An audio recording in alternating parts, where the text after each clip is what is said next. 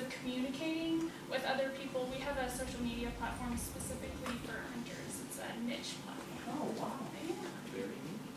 So they can communicate to each other about what they've seen and where they are. And yeah, and trophies and that yeah. sort of stuff. Oh, wow. Excellent. So what I want, so just so you guys know, so you don't have to be in college to be an intern. You don't have to be in college to get this experience. So what's nice for Liza about being with us is, while most high school students, when they're talking about, oh, what am I going to do when I grow up? What am I going to study when I go to school? That kind of stuff. Liza's going to already have some experience within an actual workplace. She's going to know, oh, I want to go in for graphic design. Oh, I want to be a web developer. Oh, I want to just go into I want to go into marketing and work on strategy. My business partner, Lori, she actually went to school for public relations and to be a writer.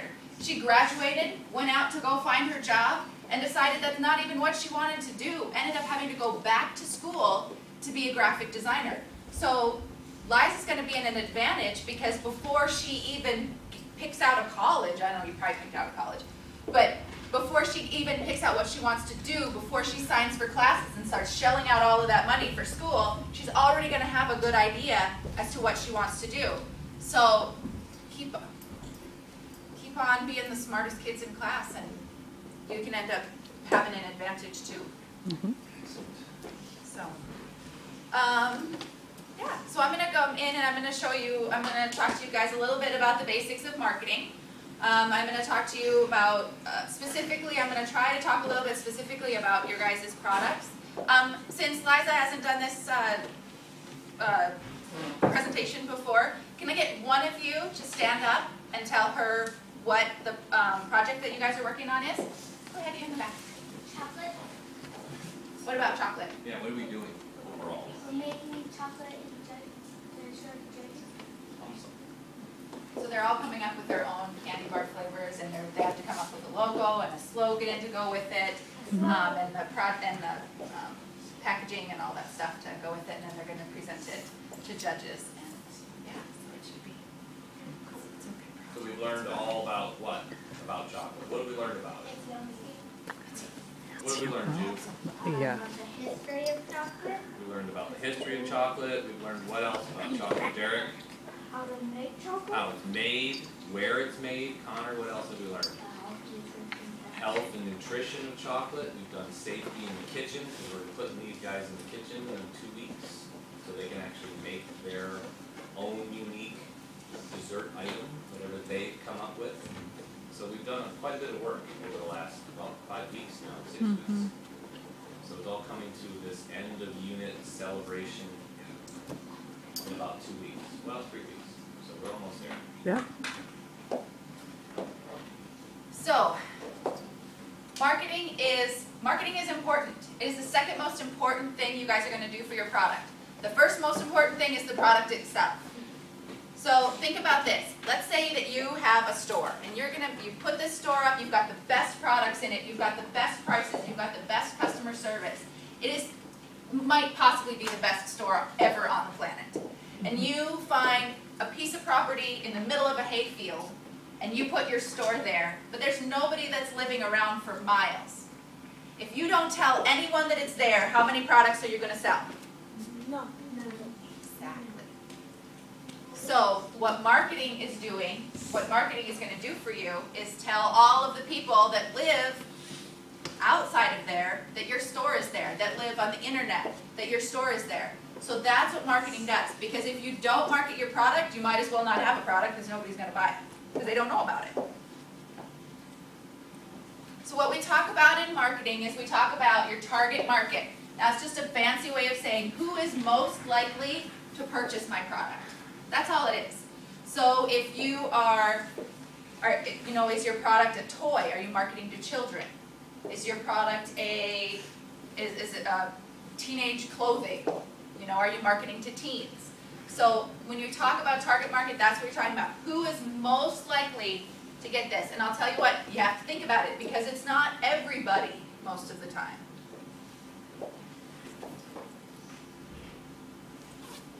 So you have to think about where are they located? Are they located just in Helena? Are they located in Montana? Are they located around the country? Worldwide? Where are they? You have to think about their gender. If you're working on a rainbow, white chocolate rainbow candy bar, and you think, this probably girls are just going to have this. Maybe you want to put it in a pink wrapper. So think about what if there's going to be, if you think maybe more women or more men are going to have that, make your packaging so it looks like something they would like. You have to think about their age. Are they older? Are they grandmas and grandpas? Are they moms and dads? Are they kids? You have to think about, we always think about things like, how much money do they make? Are they married? Do they have kids? How much school have they gone to? Their lifestyles, their behaviors. So think about this, if you've got a candy bar and you want it to be a hot dog flavored candy bar. They make bacon flavored candy bars, hot dogs aren't that far out. So maybe because you say, okay, somebody who likes baseball probably likes hot dogs, right? Mm-hmm. So maybe that's your target market, is people who like baseball. Do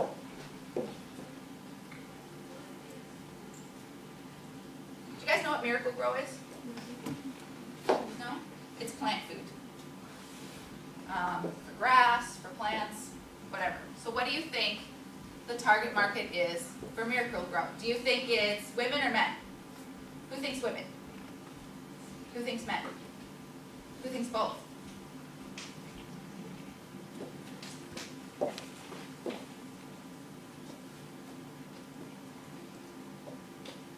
So Miracle Grow says that they're male, primarily. And if you watch their commercials in the springtime, you're going to see that they don't usually have women on there talking about keeping their grass green or anything like that. They're always men. But they also say they like sports and they own their own home. So they really get down to the details. Now that's not saying those are the only people they're marketing to. They're marketing to other people too. But that's who they target right off the bat. Just because they're targeted to a male doesn't mean the wife isn't sitting next to him on the couch and she's getting the message as well. So you target your stuff to the people most likely to get it. So now I want you guys to try it. I want you to think, because it's kind of a trick question, okay? I want you to take 30 seconds to talk to each other and tell me who the target market is for tricks.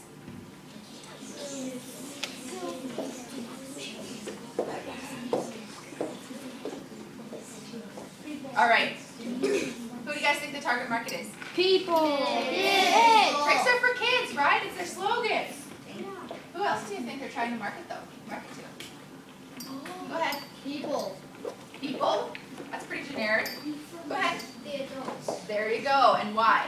Because they're the one that buy the cereal from their kids. Exactly. So what this box does is it's not only getting the kids to go to mom and dad and say, please, I wanted it so good, please, please, please. But they're also telling mom and dad that it's an okay thing to buy this for you. So what do you think this part right here, who's this marketing to, these cartoon letters? Kids. Kids? How about the bunny? Kids. How about the whole grain logo? The mom. And all of these, the milk and the running, the parents, right? So they're able to do both in one box, but they're not forgetting that while, yeah, it's a kid's cereal, mom and dads are the ones with the money.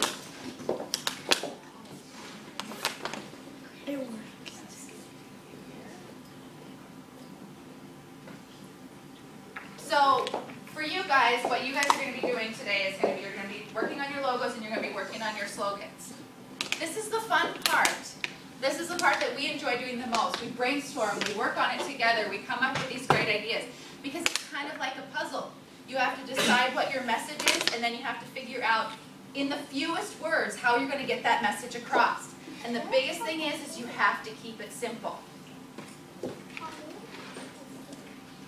So graphic design, like art, does not exist in a vacuum. Everything that you create, everything that anyone since the beginning of time has ever created has always been influenced by someone or something else. So, like for example, so let's say you're watching an interview on TV of your favorite artist, your favorite musical artist. The one question they're always going to get is, Who was your influence? Who did you listen to when you were growing up? What did, where did you get your style from? And they've always got people who were influenced by, they never sat down with a piece of paper and just wrote out a song without ever hearing music. You are always influenced by the world around you. So it's okay to not sit in front of your piece of paper and just come up with a great idea. You don't have to do that. Go to the candy store, look and see what other people are doing. They get paid the big bucks. They're obviously doing something right. So learn from what they're doing so you can go ahead and take those things that you think they're doing right and apply it to yours too.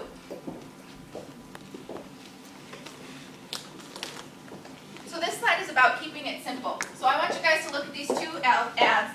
They're both for Valentine's Day pizza. But I want you to tell me who has better pizza. Papa Murphy's. How do you know that? Have you ever eaten at Harris Pizza? How do you know they don't have the best pizza ever? How do you know? Because they're advertising? The answer is you don't know. You have no idea. But your perception, because of the way the ad looks, is that Papa Murphy's has better pizza. So the quality of the marketing, the quality of your design is a direct reflection on the quality of your product. Your ad looks bad, I assume your pizza tastes bad. Your ad looks good, I assume your pizza tastes good. Whether or not you realize you're making that connection, you are. Everyone is. We all do it. Kids, adults, everybody. They've got too much information in here. Papa Murphy's, do you see a phone number? No. Do you see an address? Do they even need to give $3 off and you're already going to go there? All they do is they show their pizza. That's it. That's all they need to do, and you're going to go there instead. So and it's not, all of that ad is probably easier to design than this one was because they're putting so much stuff in it. So the point is simplicity works. The simpler you make it, the easier it is for people to get that message, to get whatever message that you've got for them. So if your message is, we have the best pizza, show them your best pizza. And they'll get that message a lot faster than if you're showing them the pizza faded in the background and the address and the phone number and a coupon and everything else. The message that you have the best pizza gets lost in all of that clutter. So you want to make sure that it's nice and clean around it. That way people can say, oh, they have the best pizza, that's the right one. So simplicity goes for a logo too. You need your logo to be at home in any situation, whether you put it on a photo, whether you put it on a t-shirt, whether you put it on the side of a building or a wall that's just white. It needs to look good all by itself. And the important thing to remember about your logo is it does not need to look like the product itself. Does this Campbell's logo look like soup? Nope. Just letters in a red box, right? Doesn't look like soup. Does this Jimmy Choo logo, does that look like a shoe?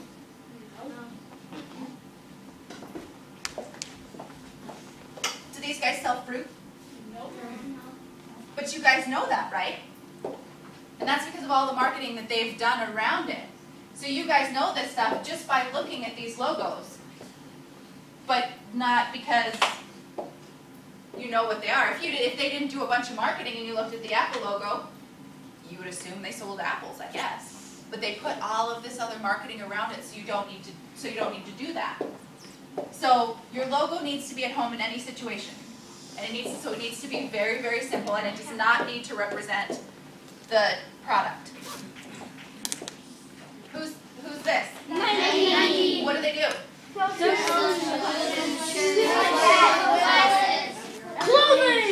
Does that logo look like any of that stuff? No. But you still know what it is, right? And it's simple, one color, one shape. That's it, but you still know what it is. How about this one? Subways. What do they do? Sandwiches. Does that logo look like a sandwich? No. Well, you can tell because it says sub.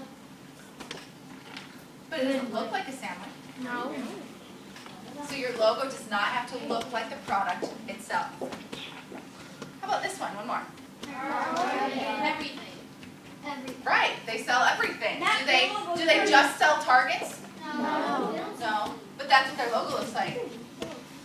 So it doesn't matter. This is the one simple graphical element that they use to represent their business. And then all of the rest of the marketing around it makes it so you guys know what they do. So in terms of developing your message, you have to remember still here with all of the words to keep it simple. So when you're talking about your slogan, 3, 4, 5 words at the max. And that's hard. Getting them to understand what the goal is, what you want them to know in that few words is really, really hard. And that's where the puzzle comes in. So what you do is you try to think of some things to at least lower it down. At least make it a little easier on yourself. So you can think about the emotions. Do you want it to be sad? Do you want it to be happy? Do you want it to be funny or silly? So if you decide which emotion you want to put in your message.